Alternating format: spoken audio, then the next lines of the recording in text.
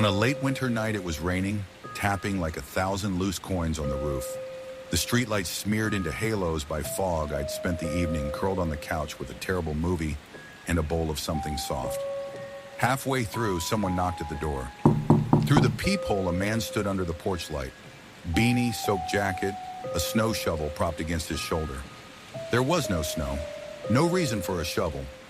That first wrongness landed in my ribs like a shove. He told a slow, sticky story about odd jobs and yard work, his words tripping over each other like he'd rehearsed them and then forgotten the lines. When I cracked the door an inch and told him I wasn't interested, his hand reached in and he grabbed my shirt and gave me an ugly stare. He let go, I locked the deadbolt and watched him walk away into the rain as he slowly disappeared in the fog. I went back to the couch and forced the movie to play, but the room felt smaller. The rain's rhythm grew deeper, more insistent.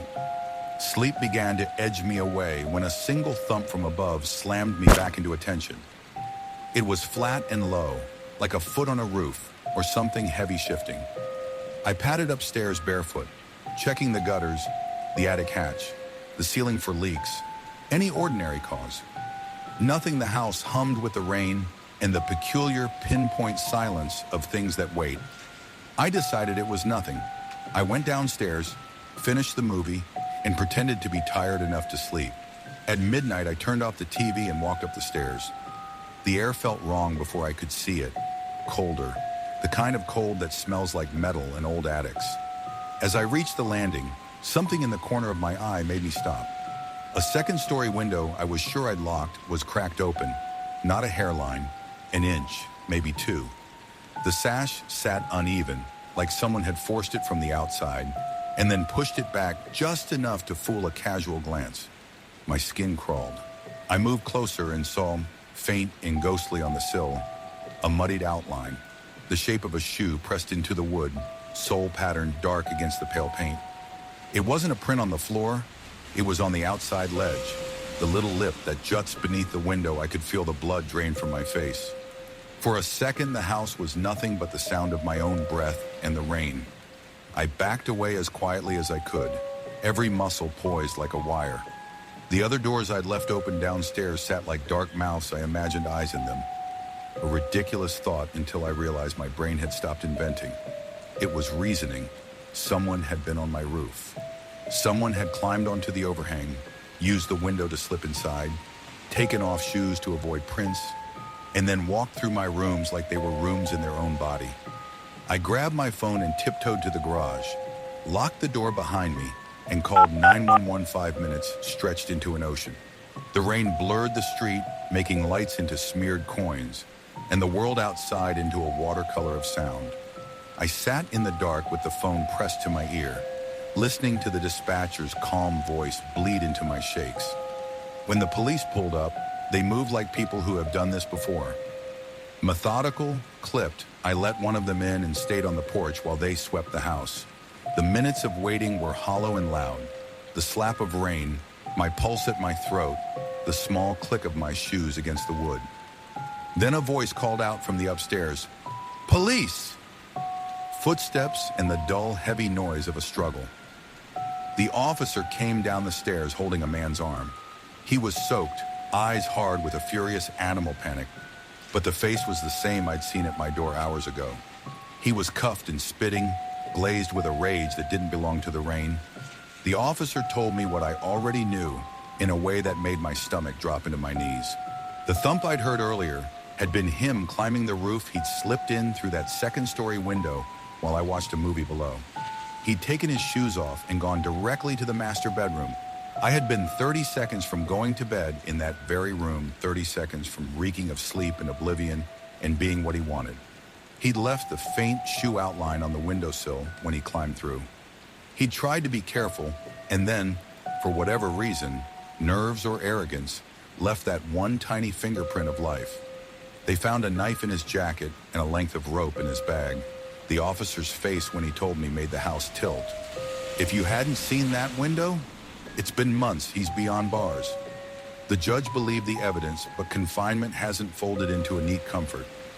At night, the house still breathes with the same wet, listening silence. Sometimes I wake and check the second-story window, half expecting to see the dark line of an outline against the sill, like some old patient habit. Sometimes I dream the rain stops and I hear a soft, deliberate step on the roof, as if someone is trying once more to make the house their own. Locks can be changed, curtains can be drawn, but there are marks you can't unsee. A shoe's ghost on a sill, the memory of a man so close he might have been your neighbor, the thin, impossible line between being safe and the moment when a stranger knows what room you sleep in. You think being home alone is a movie cliche until it isn't. I was 14, parents out for the night, anniversary dinner, so I convinced my friend Justin to crash. We turned the basement into a fortress. Sodas, chips, 2 couches, the PlayStation loud enough to make the floor hum. For hours, everything was normal. Cheap thrills, jokes, the kind of late-night boredom where time hangs loose. Then Justin returned from the kitchen white as a sheet. "I swear there's a guy out back," he said flatly. I laughed. Teenagers tell stories for the rush, but there were wet smudges on the sliding glass, the slick fingerprints of someone pressed to the cold glass, the oily streak of a person leaning and watching. Not a prank patient. Deliberate marks. We shut the blinds and checked the yard. Wet, empty under a thin moon. We blamed birds, raccoons, anything but a person. Still, the glass felt like an eye. We went back to the game, but the laughter had an edge. Around 2 in the morning, we turned the console off and crashed out. Sleep kept snagging, brief dozes where every breath felt watched. Then the hush broke. I woke to a thin line of light at the top of the basement stairs. I assumed Justin had gone up for water. I padded up and cracked the door. The hallway was lit. The kitchen looked empty. The yard beyond the sliding door was blank. I moved closer to the glass to check. Reflected in it, something crossed the hallway behind me. Not outside, but in the reflection. A dark smear slid from the far end of the hall to the doorway and vanished like ink. I spun. Nothing. The hair on my arms rose. I bolted downstairs, woke Justin, and we hid in the closet and called 911. While we waited, soft footsteps padded above, like someone testing boards, followed by the metallic clink of something against wood. When police searched the house, they found a single, telling detail. The small bolt on the back door snapped clean. Someone had forced entry and tried to be subtle. They told us it happens. Kids, drunks, creeps. Patrols increased and we slept under lights for days, but it didn't stop. Every few months, new smudges appeared on the sliding glass. Different patterns, a fingertip by the handle, a lazy palm where someone had leaned to stare. It became a ritual, panic, calls, false calm. We installed a cheap night vision camera. The first night showed moths, a stray cat, cars. Then at 2:13 a.m., the camera caught something inside. The frame shows blankets, couches, the dark square where the TV had been. A shadow slides across the stairwell, pauses at the bottom step, then a smaller outline crawls into view. Deliberate, low to the ground, it moves to the foot of the couch, exactly where Justin had been sleeping. We watch the clip until our eyes burned. The figure lifts its head, tilts like it's listening to the refrigerator, then reaches up and touches the glass from the basement side. Palm flat, it traces a slow line from center to edge, and impossibly leaves a smear on the camera lens.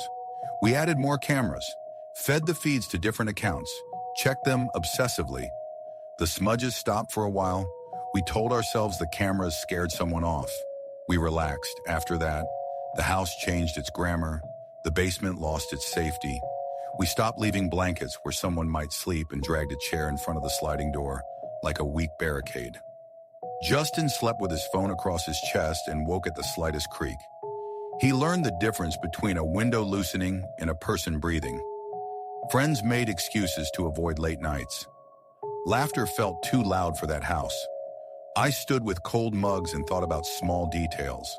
The snapped bolt, smeared glass, grainy camera frames, and how easily they joined someone's life. Were the smudges ever a prank that became ritual? Did someone press their palm again and again until the repetition felt right? The unknown became another presence, an attention that learned our schedules, the exact minute a teen would fall into a fragile sleep. The cameras proved trespassers and also taught the watcher what to hide from view. We never stopped feeling watched until watching became the only thing we did. Months later, while scrolling old footage for laughs, I rewound to that night. At 2:17 a.m., less than 5 minutes after the figure touches the camera, the TV's reflection in the sliding glass shows the back door closed with its bolt snapped, and a pair of knees pressed against the other side of the glass. The knees are small, low to the ground, not an adult crouched. Something kneeling, watching. There's always an easy explanation, a reflection, a second person we missed, but I replay that frame until the pixels blur and the shape refuses to become sensible.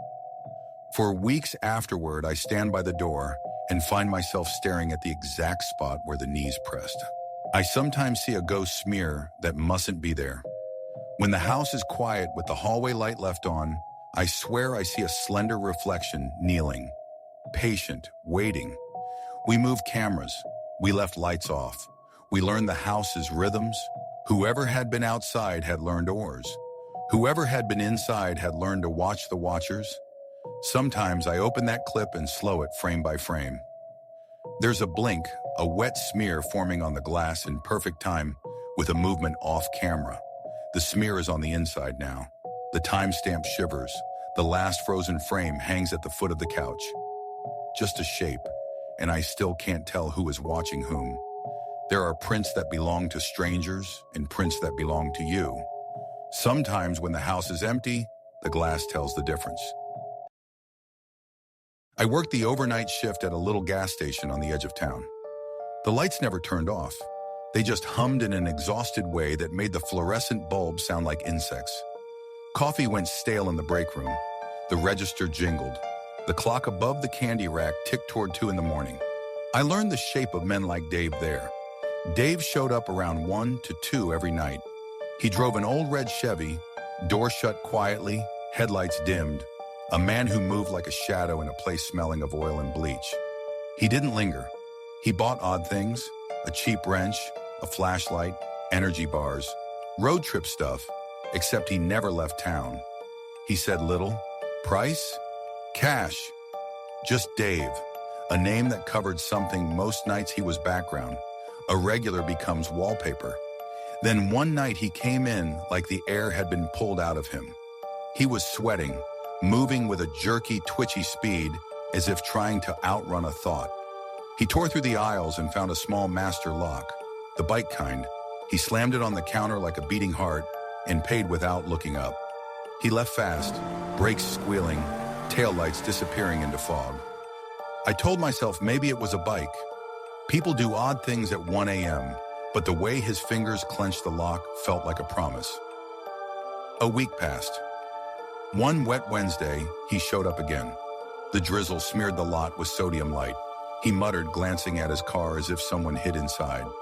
Then a loud thud came from the parking lot, sharp enough to make me flinch. It sounded like a boot striking a door. Dave froze like a man caught in a lie and stared at me with the clarity of someone seen. He walked out and the Chevy peeled away. Half terrified, half paranoid, I snapped a photo of his license plate as he drove off. It felt like a small, silly thing at the time, one blurry rectangle of metal, but later it would be the first link in a chain I'm still trying to understand. I called the police. The cops said it might be nothing, what you always expect to hear.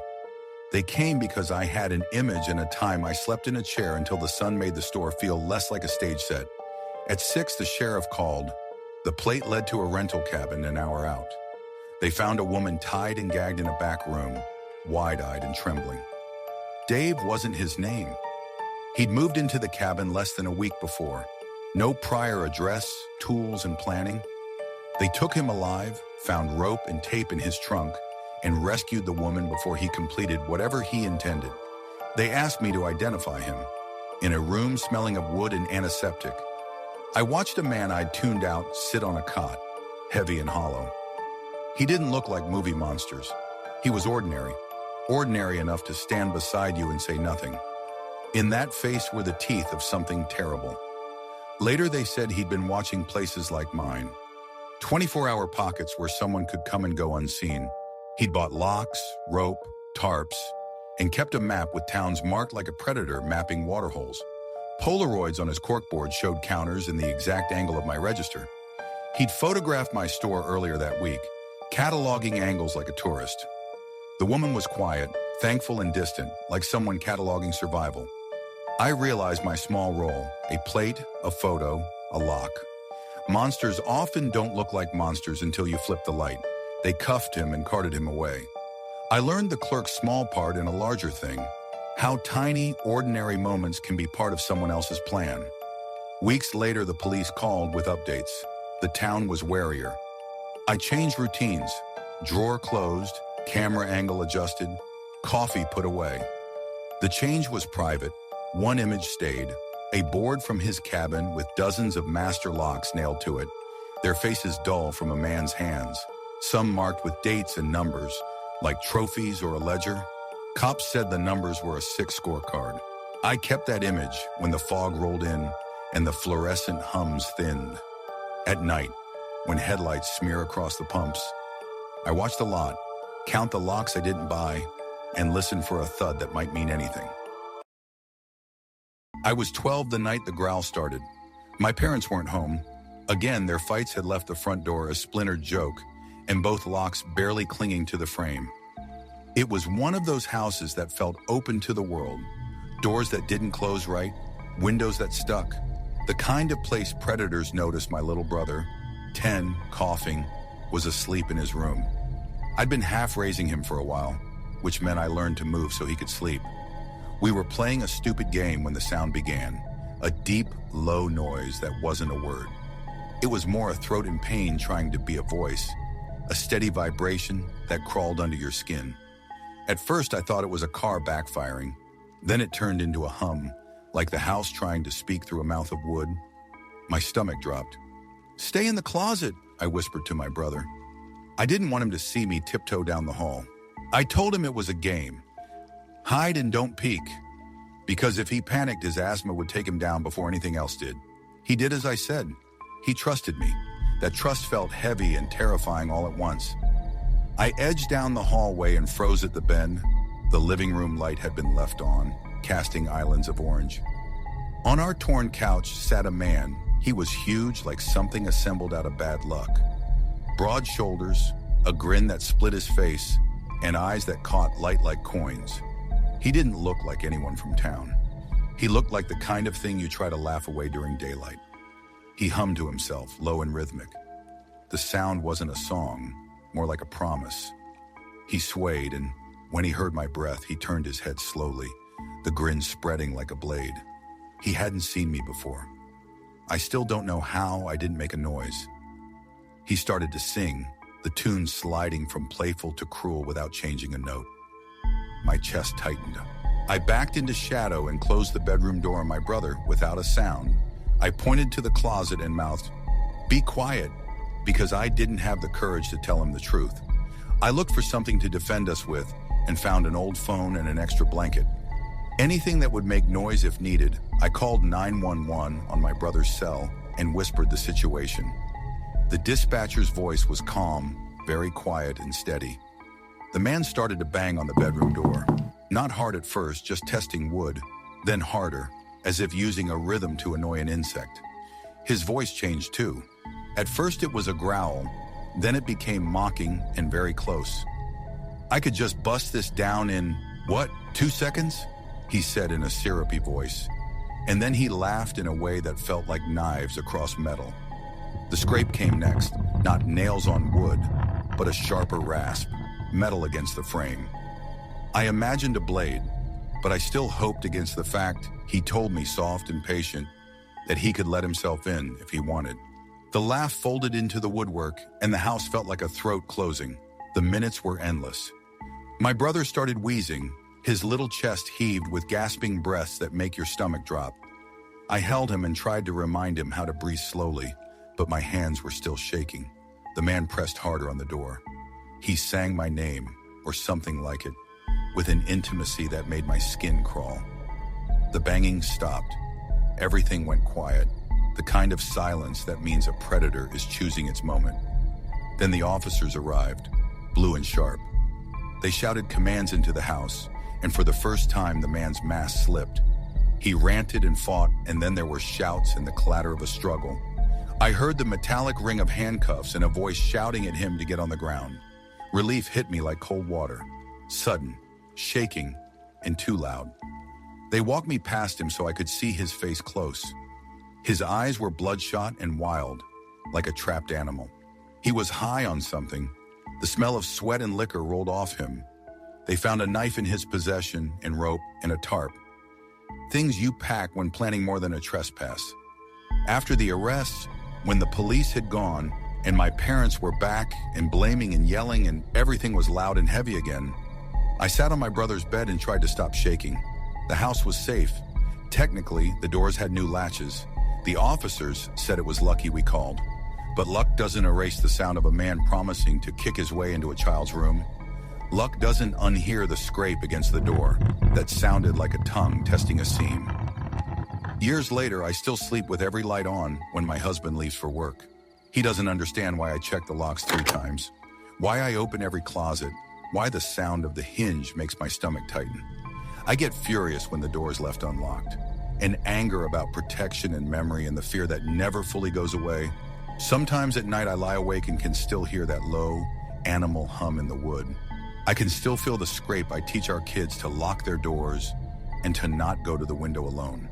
And I tell them the story with my voice wrapped tight, like a bandage, because the world taught me a lesson that night.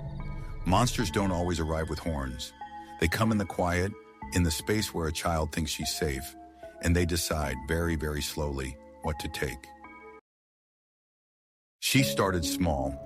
A slap of noise you can blame on old plumbing, a voice you can pretend was the TV. By December, it had teeth. My bedroom shares a wall with the neighbor's living room. It's a thin wall, the kind that carries a whisper like a bell. Bethany lives there. At first she was a curmudgeon, a flip of the bird as I walked by, a sour look on her porch I kept to myself. Then the packages started. They arrived in winter, small gifts from my family. One morning there was a muffled thump at my door, and Bethany's sing-song voice through the plaster. "You have a package. You have a package." She banged parcels against the door as if testing their scent, over and over until the rhythm became a promise. She wanted me to know she'd seen. The landlord warned her. For 2 weeks she pretended to be normal. Then the songs moved straight to the wall behind my bed. At 4 in the morning, when everything is thin and foolishly hopeful, she'd hum at first a lullaby. Then she'd lean into the dark and sing, "I can hear you." Not a complaint. That was documentation. She learned my days. She knew when I showered, when I FaceTimed, when my roommate left for class. Once a roommate stepped out and Bethany banged on the frame so loud the echo hit my ribs. She wasn't asking for silence. She was proving she could control the soundtrack of our lives. It wasn't random cruelty. It felt methodical. She used the tiny puff of air that comes when a door opens, timing her voice to that breath. She'd stand on her porch and stare at my window until I flinched.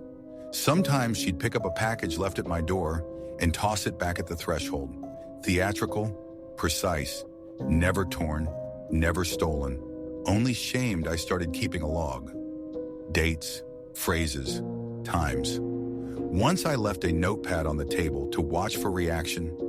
In the morning, the top page had been folded into a small triangle and shoved under my door. No note, just the quiet fold, like a whispered punctuation.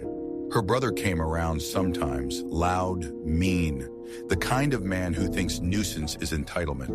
He once shoved our cat, I heard it yowl. My stomach dropped into the floor.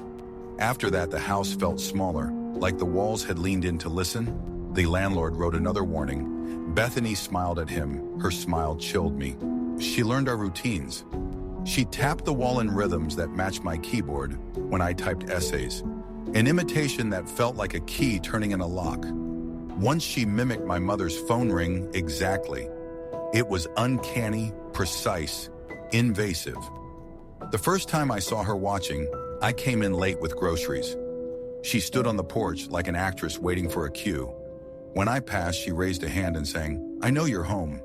It was a claim, not a greeting. I changed locks, left lights on, took different routes. My roommate called it personality.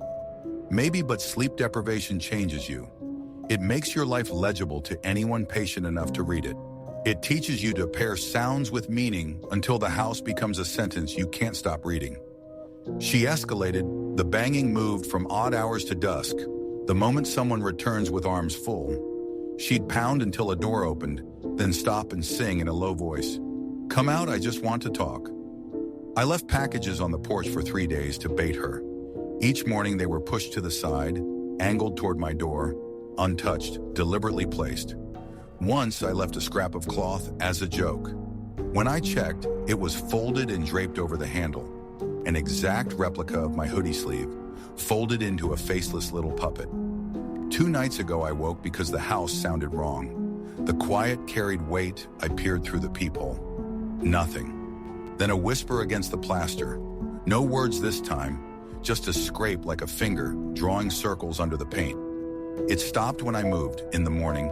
The corridor paint bore a new crescent mark, as if someone had traced a pattern in the dark. Little things started to matter. Dust shifted in the shape of a shoe, the porch light flickering when my car pulled up, smudges on the sill that matched my handprint. My roommate called me paranoid. Sometimes I laughed at myself and drove to my mother's for a night, but alone in that borrowed quiet, shame mingled with relief. The truth is quieter and worse. Patience learns you, not by magic, by repetition. She knew the angle I grabbed my backpack, the exact sound my locks made. The minute my heart hit a loud hush, she could predict the moment I became fragile. Tonight, she slid a folded corner of paper under my door.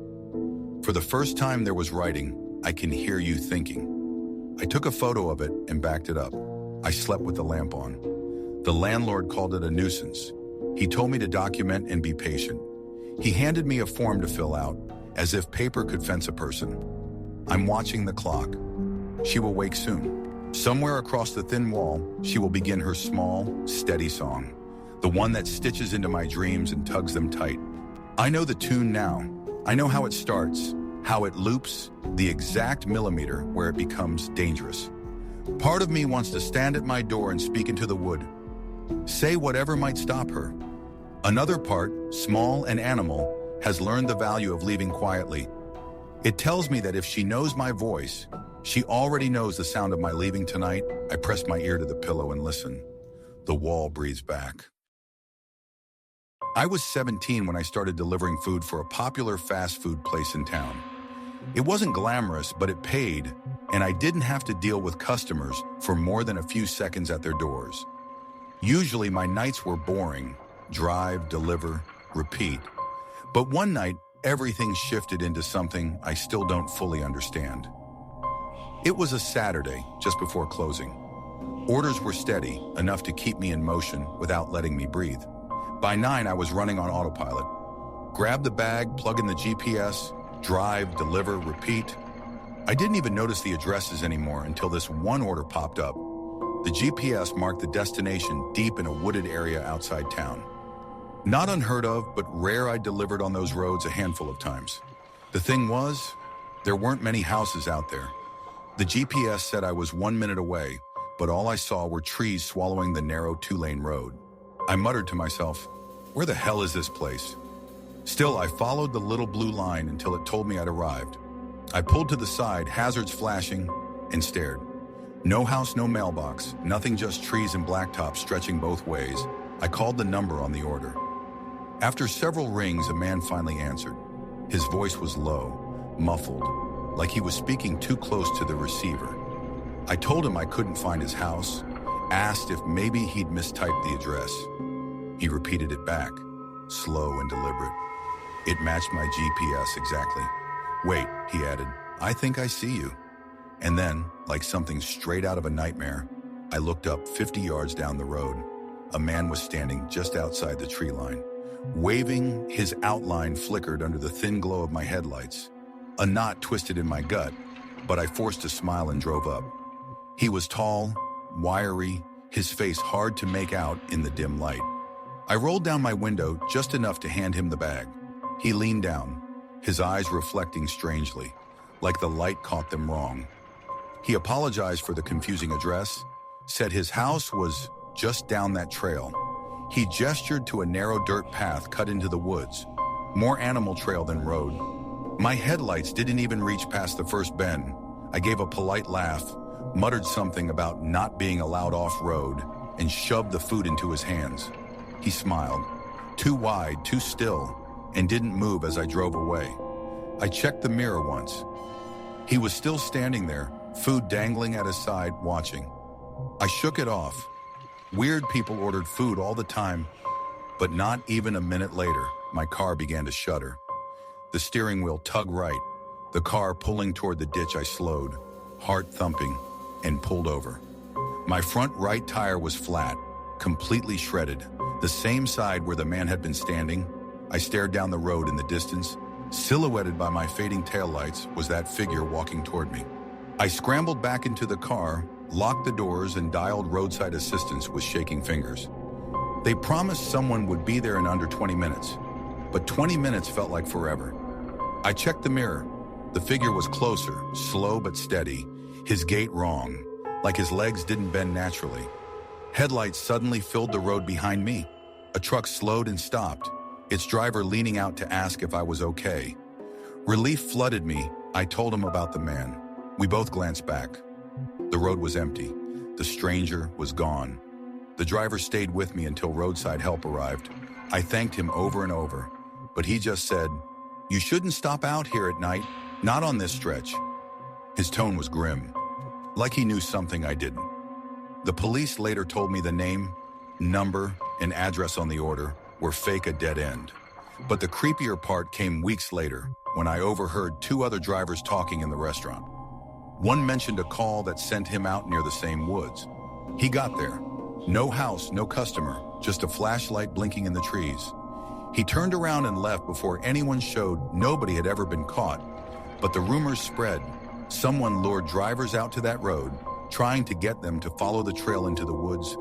Nobody knew why. Some whispered it wasn't just one person. Me, I never delivered anywhere near that area again. But some nights when I drive on dark back roads, I catch myself glancing in the mirror, half expecting to see him, that crooked figure with those wrong shining eyes walking closer.